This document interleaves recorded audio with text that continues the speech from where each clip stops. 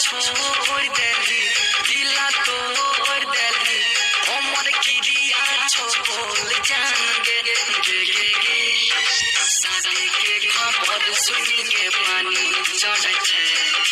कोनो दवा सुइया सुत नहीं रानी कर छै शादी के खबर सुन के पानी चढ़ छै कोनो दवा सुइया सुत नहीं रानी कर छै किया छोड़ देली दिला तोड़ देली